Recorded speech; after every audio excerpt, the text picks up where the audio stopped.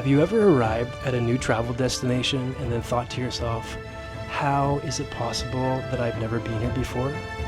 How is it possible that I haven't heard of this place until recently?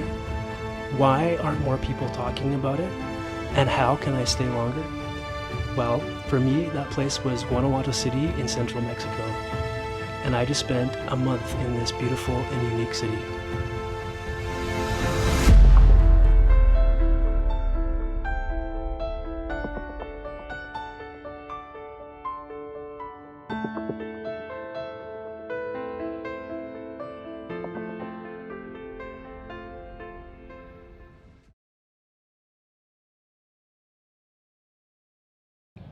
So one of the most charming and magical parts about the city are all of its winding and colorful cobblestone alleyways and streets.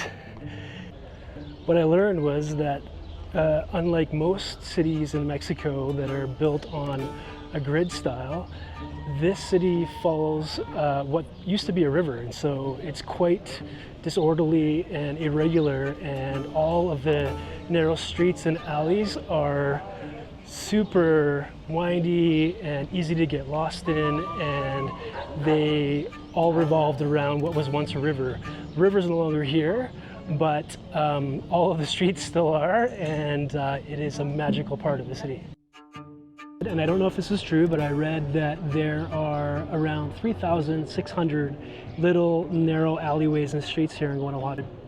And some of them even have very whimsical names like Exit If You Can. You know, one of the more popular alleyways here is called the Calle de Beso, and you know, there's a legend that surrounds that as well. And it's just a beautiful and magical way to get around the city. And you know, I think I've been lost maybe 15 times since I've been here in the last month.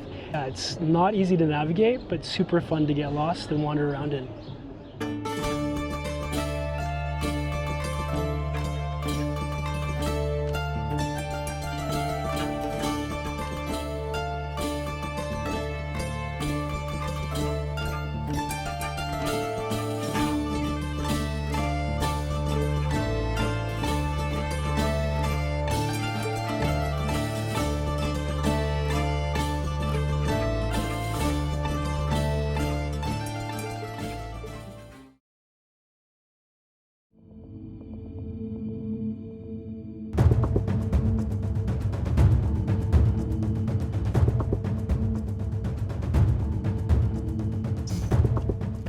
Underneath the narrow and winding streets and alleyways is a network of underground tunnels that were originally built to divert the Guanajuato River and prevent flooding of the city.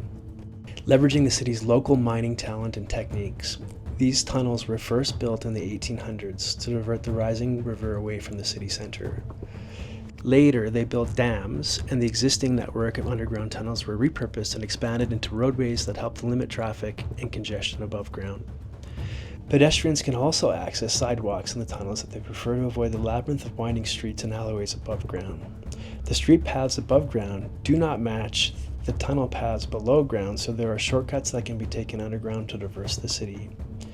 Walking around through the tunnels is quite an experience, and I highly recommend it, but be prepared to be a little spooked too. Local ghost stories and regular paranormal sightings bring haunting dimensions to the already spooky underground tunnel experience.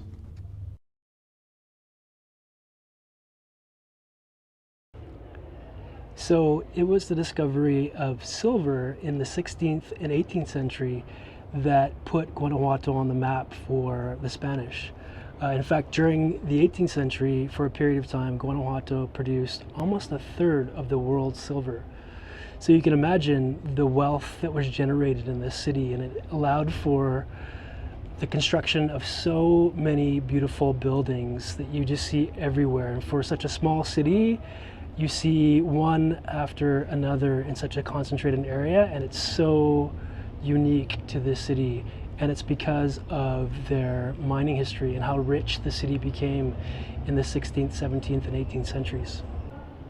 So I think the most recognizable building here in Guanajuato is the Basilica of Guanajuato, with its rich yellow ochre color and its blend of Baroque and neoclassical styles.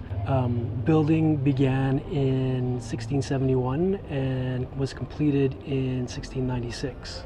It is one of the centerpieces of the historic center, and it's located in the Plaza de la Paz, or Plaza of Peace. And of course, you have the University of Guanajuato, which is the building behind me, and it's my favorite building here in Guanajuato. It's so spectacular and magnificent, and there are 132 or 133 steps that lead up to the front doorway here. Its roots date back to 1732, when the Jesuit order established one of the first educational institutions here in 1732, called the Hospice of the Holy Trinity.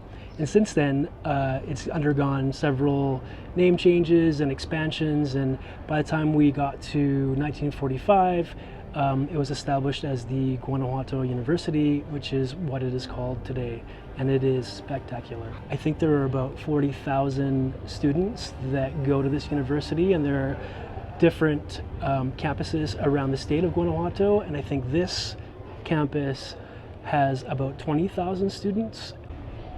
And then there is Teatro Juárez, which is the beautiful theater constructed in a neoclassical style and is located kind of in the center of where all the action takes place in Guanajuato City, in the historic center.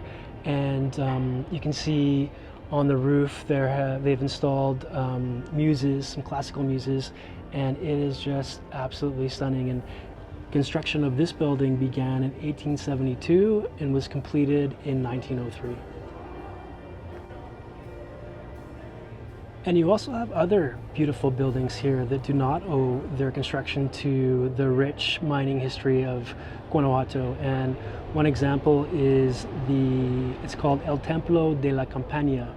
And it was constructed by the Jesuits in 1767, and it's considered one of the best examples of a unique Baroque Mexican style called Churrigueresque.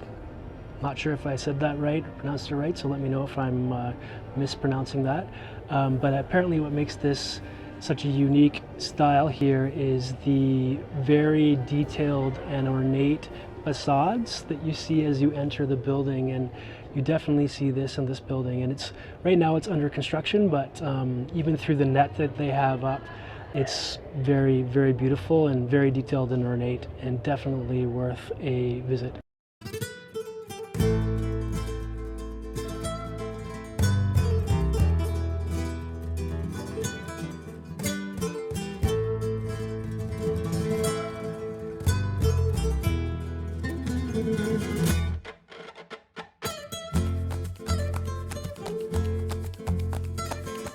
Guanajuato City is just as stunning at night, with well-lit pedestrian-friendly plazas and open-air restaurants, bars, and cafes.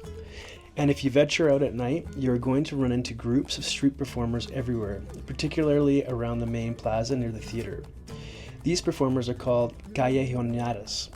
Every night, groups of musicians and singers accompany their audience while they visit and learn about the most emblematic places in the city.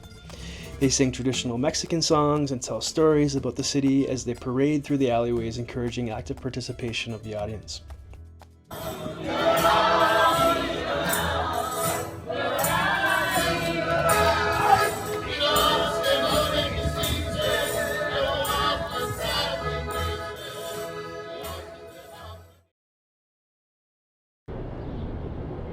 So here's my little history lesson for you. On September 16th, 1810, Miguel Hidalgo in the nearby town of Dolores gave his famous call to arms that triggered the Mexican War of Independence. A couple weeks later, he and his troops arrived here in Guanajuato City, where loyalist troops and the elite barricaded themselves in the granary behind me. Now this building is huge, with thick walls and hardly any windows, so made for an excellent fortress. In fact, Hidalgo and his insurgent army could not approach or penetrate the building because the loyalist troops were heavily defending it with gunfire. That is until a miner strapped a huge slab of rock to his back and was able to approach the huge wooden doors that entered the building. He smeared them with tar and set them afire.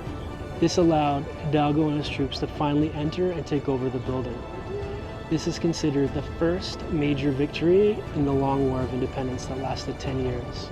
And the man who was able to approach those doors and light them on fire, he is known as El Pípila, and he's commemorated by a huge statue that overlooks the city and was the opening scene for this video.